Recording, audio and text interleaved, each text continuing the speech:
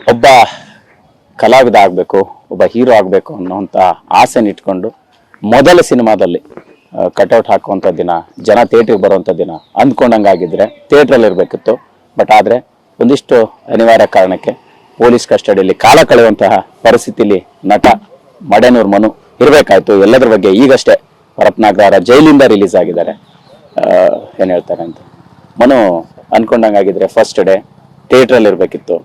ಅವತ್ತು ಅನ್ನಪೂರ್ಣೇಶ್ವರಿ ಸ್ಟೇಷನಲ್ಲಿ ಪೊಲೀಸ್ ಕಸ್ಟಡಿಯಲ್ಲಿದ್ರಿ. ಅಷ್ಟು ವರ್ಷದ ಕನಸು ಒಂದೇ ದಿನಕ್ಕೆ ನೀರಲ್ಲಿ ಹೋಮ ಮಾಡ್ದಂಗೆ, ಮಳೆಯಲ್ಲಿ ಹುಣಸೆ ಹಣ್ಣು ತೊಳ್ದಂಗೆ ಅಂತ ಒಂದು ಮಾತಿದೆಯಲ್ಲ, ಹಂಗೆ ನಿಮ್ಮ ಲೈಫಲ್ಲಿ ಆಯ್ತಾ? ಏನು ಕಾರಣಕ್ಕಾಯ್ತು ಅಂತ? ಸ್ಮಶಾನ ಸರ್ ಇದು. ಅಂದರೆ ಬೂದಿಲಿ ಮೂಳೆನೂ ಸಿಗಬಾರ್ದು ಅಂತಾರಲ್ಲ, ಆ ಥರ ಆಗಿರೋ ಪರಿಸ್ಥಿತಿ. ಈ ಪರಿಸ್ಥಿತಿ ಯಾವ ಶತ್ರುಗಳಿಗೂ ಬರಬಾರ್ದು, ಯಾರಿಗೂ ಬರಬಾರ್ದು. ಯಾರ್ಯಾರು ಮಾಡಿದಾರೆ ಅವ್ರಿಗೆ ಎಲ್ರಿಗೂ ಒಳ್ಳೇದಾಗಲಿ. ನಾನು ಯಾರಿಗೂ ಕೇಡು ಬಯಸಲ್ಲ, ಯಾರಿಗೂ ಸವಾಸ ಹೋದವನಲ್ಲ. ನನ್ನ ಕೆಲಸ ಆಯ್ತು, ನಾನು ಇದು ಮಾಡಿದೆ. ಬಟ್ ಒಂದು 32 ವರ್ಷಕ್ಕೆ ಒಂದು ಒಳ್ಳೆ ಬುದ್ಧಿ ಕಲಿಸಿದ್ರು. ನೀನು ಹಿಂಗಲ್ಲ, ನೀನು ಹುಡುಗಾಟ ಹಿಂಗಲ್ಲ, ನೀನು ಚೈಲ್ಡ್ ಥರ ಆಡಬೇಡ, ನೀನು ಬೇರೆ ಲೆವೆಲ್ಲು, ಈ ಬುದ್ಧಿ ಕಲಿ ಅಂತ ಒಂದು ಬುದ್ಧಿ ಕಲಿಸಿದ್ರು ಅಷ್ಟೇ. ನನ್ನ ಯಾರ್ಯಾರು ಬೈಕೊಂಡವ್ರೆ, ಯಾರ್ಯಾರು ಬೈದವ್ರೆ, ನನಗೆ ಯಾರೇನು ಶತ್ರುಗಳಲ್ಲ, ಎಲ್ಲ ನಮ್ಮ ಕರ್ನಾಟಕರೆ, ನಮ್ಮ ಕನ್ನಡಿಗರೆ. ಅವರೆಲ್ಲ ನಮ್ಮ ತಂದೆ ತಾಯಿ ಸ್ಥಾನದಲ್ಲಿ ನಿಂತು ನನಗೆ ಬೈದು ಬುದ್ಧಿ ಹೇಳವ್ರೆ. ಇನ್ನು ಬುದ್ಧಿ ಕಲ್ತ್ಕೊಂಡು ಹೋಗ್ಬೇಕು ಸರ್, ಬೇರೆ ಏನಿಲ್ಲ. ಈಗ ಈ ಸಿನಿಮಾ ರಿಲೀಸ್ ಹಿಂದಿನ ದಿವಸ ಕೆಲವು ಸ್ಟ್ರಾಟಜಿಗಳಿರುತ್ತೆ, ಪ್ರಮೋಷನ್ಸ್ ಗಿಮಿಕ್ಸ್ ಅಂತ ಇರುತ್ತೆ. ಫಸ್ಟ್ ಎಲ್ಲ ನಿಮ್ಮ ಮೇಲೆ ಅದು ಆಪ್ತರೆ ಕೊಟ್ಟಂತ, ಸಂತ್ರಸ್ತೆ ಕೊಟ್ಟಂತ ಕಂಪ್ಲೇಂಟ್ ನೋಡಿದಾಗ ಇದೆಲ್ಲ ಒಂದು ಪ್ರಚಾರದ ಗಿಮಿಕ್ ಅನ್ನುವಂತ ಮಾಹಿತಿ ಇತ್ತು, ಮಾತುಗಳು ಕೇಳಿ ಬಂತು. ಬಟ್ ಎಕ್ಸಾಕ್ಟ್ ಆಗಿ ಏನಾಯ್ತು?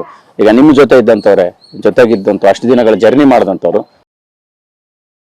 ಕಂಪ್ಲೇಂಟ್ ಕೊಡ್ತಾರೆ. ಆ ಸಿಚುವೇಶನ್ ಹೆಂಗ್ ಫೇಸ್ ಮಾಡಿದ್ರಿ, ಯಾಕಾಯ್ತು ಅಂತ? ಸರ್, ಅದು ಏನು ಕೊಟ್ಟರು, ಯಾರು ಕೊಡಿಸಿದ್ರು ಅದು ನನಗೂ ಗೊತ್ತಿಲ್ಲ. ಏನಿದೆ ಕಾನೂನು ತನಿಖೆ ನಡೀತಿದೆ, ಚಾರ್ಜ್ ಶೀಟ್ ಏನು ಬರುತ್ತೆ, ಕೋರ್ಟಲ್ಲಿ ಏನಿದೆ ನ್ಯಾಯಾಂಗಕ್ಕೆ ನಾನು ತಲೆ ಬಾಗ್ತೀನಿ, ಅದ್ರದ್ದೇನಿಲ್ಲ.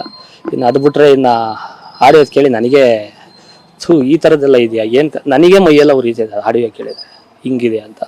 ಅವರು ಯಾರು ಈಗೇನು ಗೊತ್ತಾ, ಹೊರಗಡೆ ಹೋದಾಗ ಇವನು ಪ್ರೂವ್ ಮಾಡೋಕೆ ಹೋಗ್ತಾ ಇದ್ದಾನೆ, ಅದು ಮಾಡೋಕೆ ಹೋಗ್ತಿದ್ದಾನೆ. ಈಗ ಒಂದು ಕಲ್ಲಲ್ಲ ಸರ್, ನನ್ನ ಮೇಲೆ ಮಿನಿಮಮ್ ಒಂದು 15-20 ಒಂದು ಲಾರಿಲಿ ದೊಡ್ಡ ಸೈಜ್ನೇ ತುಂಬಿಟ್ಟಿದ್ದಾರೆ. ಹಾಕಲ್ಲ, ಆಗ ತುಂಬ ಕಷ್ಟ ಆಗುತ್ತೆ. ಇನ್ನೂ ಗೊತ್ತಿಲ್ಲ ಯಾವಾಗ ಹೆಂಗೆ ಎದಳ್ತೀನೋ, ಏನು ಕತೆ ಅನ್ನೋ ಗೊತ್ತಿಲ್ಲ. ತುಂಬ ಈಗ ಯಾವುದೋ ಒಂದು ಸುಂದರವಾದ ಒಂದು ಬೈಕ್ ತಗೋಬೇಕು, ಒಂದು ಸಿನಿಮಾ ಅನ್ನೋ ಬೈಕು. ನಾನು ಹುಟ್ಟಿ ತೊಡಿನ ಒಂದು ಕನಸು, ಒಂದು 16-17 ವರ್ಷದ ಕನಸು, ಜೂನಿಯರ್ ಆರ್ಟಿಸ್ಟ್ಗಳು ಮಾಡ್ಕೊಂಡು ಇದಾಗಬೇಕು ಅಂತ ಒಂದು ಕನಸಲ್ಲಿ ಒಂದು ಬೈಕ್ ತಗೊಂಬರ್ತೀನಿ, ಸಿನಿಮಾ ಅನ್ನೋ ಬೈಕ್ನ. ಅದು ಥಿಯೇಟ್ರಿಂದ ಇನ್ನೇನು ನಾಳೆ ಶೋರೂಮಲ್ಲಿ ಬಿಡಿಸ್ಬೇಕು ಗಾಡಿ, ಇನ್ನು ಕೀನು ಆನ್ ಮಾಡಿರಲ್ಲ, ಒಂದು ಕಾರ್ ತಂದು ಹೊಡಿತಾರೆ ಇಷ್ಟೇ. ನಾನು ಅಷ್ಟರೊಳಗಡೆ ಆಡಿಯೋನ ಲಾರಿ ತಂದು ಮಟಾಶ್ ಅಂದರೆ ಕೈ ಕಾಲಿಗೆ ಏನು ಉಳಿಬಾರ್ದು, ಮಿದ್ಲು ಸತಿ ಉಳಿಬಾರ್ದು ಅನ್ನೋ ಮಟ್ಟಕ್ಕೆ ಹಿಂದೆ ಮುಂದೆ ಅರ್ಧ ಹಾಕಿದ್ದಾರೆ.